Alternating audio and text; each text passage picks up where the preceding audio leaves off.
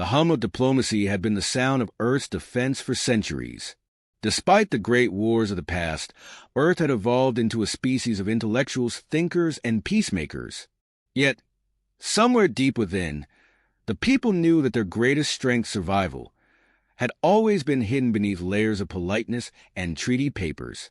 Now, standing on the edge of annihilation, they were about to uncover what lay beneath the surface. For years, humanity had worked quietly, diligently preparing. They had been the good students of the galactic community, never rocking the boat, always submitting to the demands of more powerful alien species. Earth had been a peacekeeper, a defender of unity, and in the process, they had built strong ties with other species. But the galaxy's greater powers, always looking for an opportunity to expand, had begun to look at humanity differently. They saw a species of weaklings who were too diplomatic, too concerned with pleasantries. Earth had allowed its weakness to show. The galaxy's predators, always watching, decided it was time to make a move. The alien empire of Isler saw humanity as ripe for conquest. They were seen as a failed experiment in galactic peace, a fragile species, easy to topple once the right pressure was applied. The Empire's generals mocked Earth's outdated technology, its defenses weak compared to their own. They dismissed the warnings of Earth's diplomats. It was time for war, they decided, and Earth was too unprepared to stop them. But what the Empire failed to understand was humanity's greatest asset, survival instincts honed on a death world. For centuries, Earth had been biding its time, pretending to be something it was not. In secret laboratories, hidden bases, and forgotten corners of the planet, a plan was being forged, one of retaliation, not submission. The time for diplomacy had passed. The breaking point came when the Imperial fleet appeared at the edges of the solar system, their ships glowing with the promise of destruction. The ambassadors of Earth tried, once again, to negotiate, offering more trade deals and peaceful solutions. Yet, all they received in return were condescending smiles and promises of domination. The Empire knew that Earth would fold. They thought they had humanity cornered. But Earth's leaders, a coalition of military generals and scientists, had already decided. The galaxy's expectations of humanity were about to be shattered. Humanity would no longer beg for peace. The old world was gone. The new world would be one where survival was a law, not diplomacy. In the war rooms beneath the Earth's surface, a meeting took place. The leaders, people who had never believed in the necessity of warfare, now sat at the precipice of a decision that would change everything. They knew the consequences of defying the galaxy. The political repercussions would be severe. Earth's allies might turn away. Trade routes could be closed. But this was no longer about trade or politics. This was about survival. This was about proving to the universe that Earth was not weak. The moment they made their decision, they sent the message. It was brief, clear, and not at all what the Empire expected. The transmission went out to every corner of the galaxy, from the smallest outpost to the grandest space station. It was a simple message composed in cold, unyielding tones. The last message from Earth's leadership was, "Since you chose war, let us show you how it's done." In the blink of an eye, everything changed. The bureaucrats and diplomats who had once ruled Earth's interactions with the galaxy were replaced by military minds, warriors who had studied the blood-stained history of their species. They understood the cruel truths about humanity that the Empire had failed to see. What the galaxy didn't know was that Earth had always been prepared for this. For centuries, hidden in the shadows of peace and diplomacy, humanity had quietly accumulated technology, military strategies, and tactics, ancient, crude, and brutal, but effective in ways the Empire could never anticipate. No one had known of the secret quantum bases scattered across the globe, each one a fortress of preparation. Humanity had been stockpiling resources and developing a new breed of technology, one capable of turning the tide of any conflict. What Earth had lacked in power, it made up for in patience. The first strike would be swift and brutal. Humanity's greatest asset had been its adaptability, its ability to turn any disadvantage into a strength. They had studied alien technology, infiltrated communications, and gathered intelligence on every alien species with whom they had interacted. The Isler Empire was no different. Human operatives had embedded themselves within the alien networks, hacking systems, planning viruses, and waiting for the right moment to strike. Now, that moment had arrived. Earth's counterattack would not be a conventional one. It would not be fought on the same level as the Empire's shiny, sleek warships. Earth would not try to compete with technology it could not replicate. Instead, it would use its own kind of ingenuity, guerrilla warfare, sabotage, and deception. The Isler Empire's fleet was vast, but it was based on one fundamental flaw: the overconfidence that came from years of unchecked power. They believed themselves to be untouchable. They believed their civilization was the pinnacle of existence. They thought their technology, their sheer numbers, would overwhelm any opposition. But they did not understand Earth's true strength.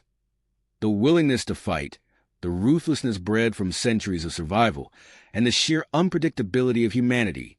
Earth's military leaders, now at the helm of the war, knew that if they were going to survive, they would need to abandon every pretense of civility.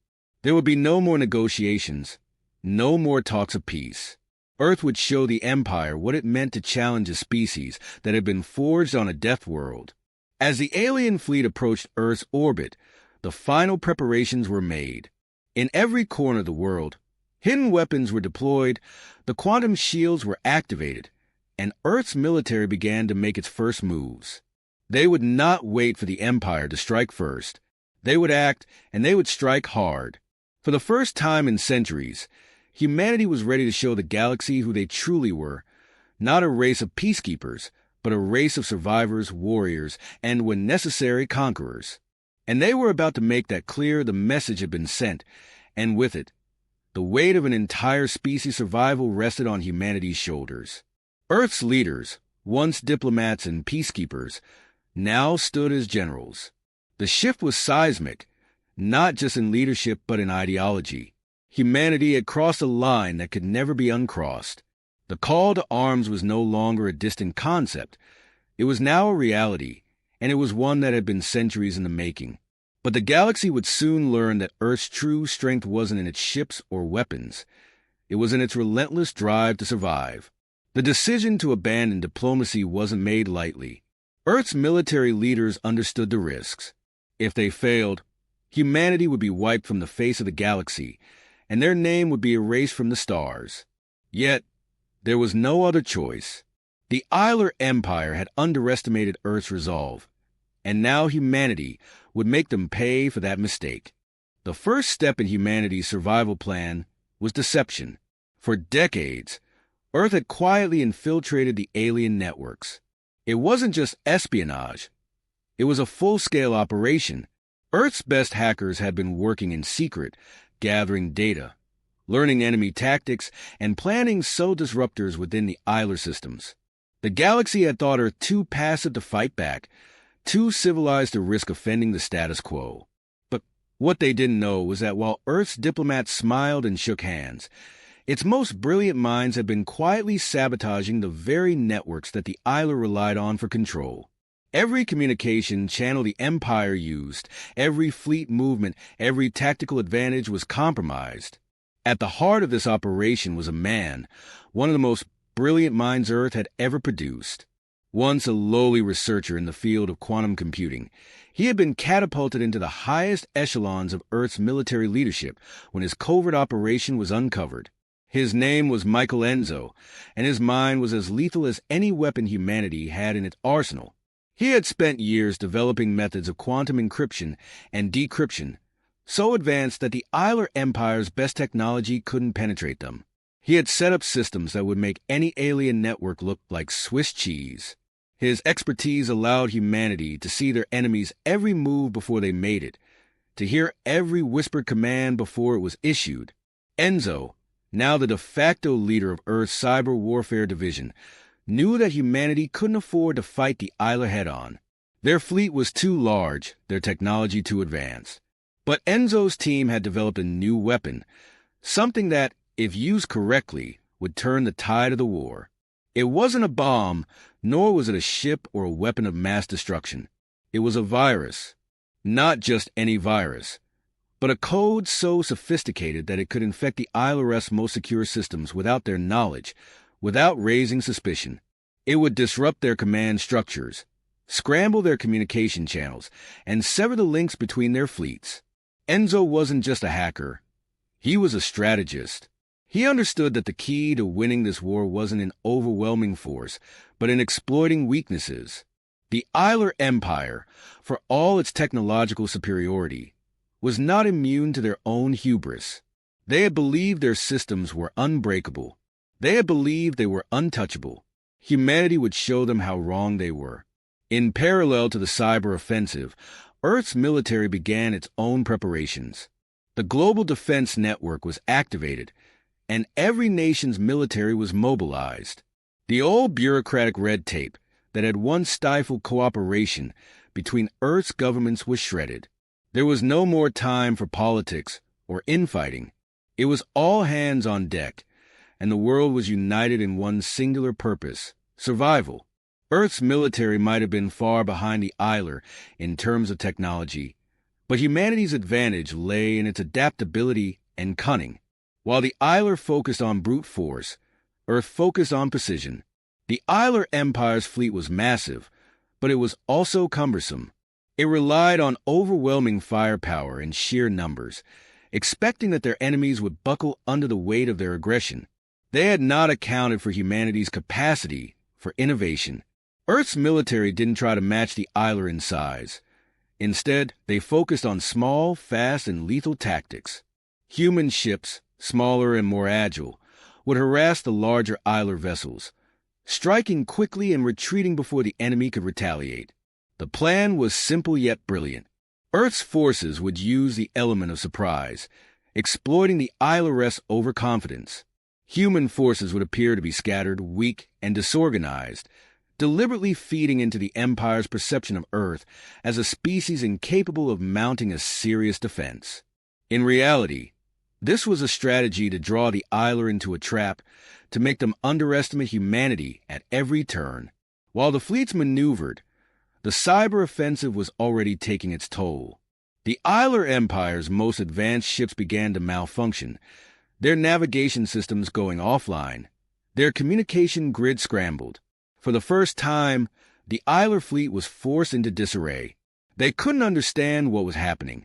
The Isler commanders, once confident in their ability to crush humanity with ease, now found themselves floundering. Every time they tried to regroup, they found their systems sabotaged, their strategies exposed. Earth had given them a taste of what it meant to be hunted, to be the prey instead of the predator. As humanity's forces continued to disrupt and dismantle the Isler's technological advantage, the war began to shift. The Isler, realizing that their initial assault on Earth had failed, began to scramble to respond. But they were no longer dealing with an unprepared species. Humanity had not only shown that it could survive, but it had also shown that it could fight back, and it could fight dirty. No longer were they constrained by galactic norms. The rules of war had changed, and the Isler would soon learn that the most dangerous enemy wasn't one with the most advanced weapons. It was one with nothing left to lose. In the control rooms of Earth's military headquarters, the commanders watched as their strategy unfolded. For the first time in centuries, humanity was no longer afraid. The old narratives of peace and submission had been cast aside. Now, the galaxy would learn the true meaning of survival, the meaning of a species that had endured the harshest conditions imaginable and had learned to thrive despite them. The war had just begun, and humanity was no longer the weakling it had once been perceived to be. Earth was about to make the Isler Empire wish they had never underestimated them. The war had escalated beyond anything the galaxy had ever seen. The Isler Empire, once confident in their superiority, now found themselves in a situation they couldn't control. The elements of surprise, deception, and sabotage had already turned the tide in humanity's favor. The Isler, whose fleets once seemed insurmountable, were now left scrambling for solutions to problems they had never anticipated. They had underestimated Earth, thinking it would be an easy target. But they had not accounted for the resilience of a species that had survived millennia on a planet that tested every boundary of endurance. The shift was palpable across the galaxy. News of the ILRS faltering dominance spread like wildfire. They had believed themselves invincible. But humanity had proven that survival wasn't just about advanced technology. It was about resourcefulness, adaptability, and the will to fight when cornered. And now, with Earth's unexpected victories mounting, the Empire was beginning to realize that their overconfidence had been their greatest weakness. For the first time in the war, the Isler commanders were on the back foot. They tried to regroup, to reorganize, but their communications were still scrambled. Their fleets, once a symbol of power, were now divided, weakened by the precise and strategic attacks launched by Earth's forces. The larger ships, once seen as invulnerable, were now vulnerable to the tactics humanity had perfected. The small, agile human ships had become ghosts in the shadows, striking with precision, disappearing before the Isler could respond. Earth's strategy wasn't just about technological superiority. It was about taking advantage of the smallest of openings, exploiting them, and then disappearing into the darkness before the enemy could retaliate. And yet, this was only the beginning. Humanity's true weapon had not yet been fully deployed. The Isler were now experiencing the consequences of a long game, one that had been set into motion not just during the war, but long before. For decades, while the Isler Empire continued to expand unchecked, humanity had quietly infiltrated their systems. They had planted viruses, backdoors, and sleeper agents deep within the Empire's networks.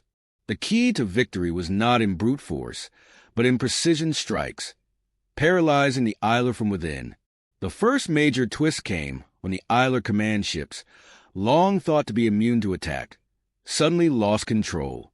Their flagship, the Alethar, once considered the pride of the fleet, was no longer responding. Its navigation systems had been hijacked, its power grid shut down, and its weapons disabled. The Isler fleet was exposed, and in that moment of confusion, humanity's forces pounced. The virus that had been silently working for weeks was now in full effect, locking the ILR's most important systems. Their once flawless coordination turned to chaos as ships veered off course, unable to communicate with one another. The Isler commanders scrambled to regain control, but it was too late. The human fleet descended on them, like wolves circling their prey. The battle that followed was not one of overwhelming firepower, but of tactical brilliance. Humanity's forces, small and nimble, struck quickly and decisively, picking off one target after another. The ILR's pride, their invincibility, was shattered. Their once untouchable empire was crumbling, and the more they tried to retaliate, the deeper they were drawn into humanity's web of calculated destruction. But there was more at play than just a cyber attack.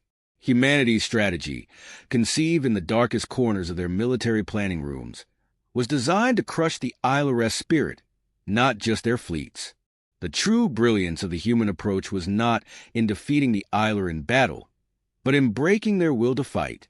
As the Empire's ships fell one by one, and their command centers were reduced to rubble, Earth's leaders began to send a new kind of message, one that no one in the galaxy had expected.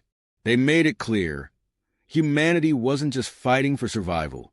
They were fighting to redefine the rules of the galaxy itself. The message was simple, but it reverberated across the stars. We are not the weaklings you thought we were. We are the Deathworlders.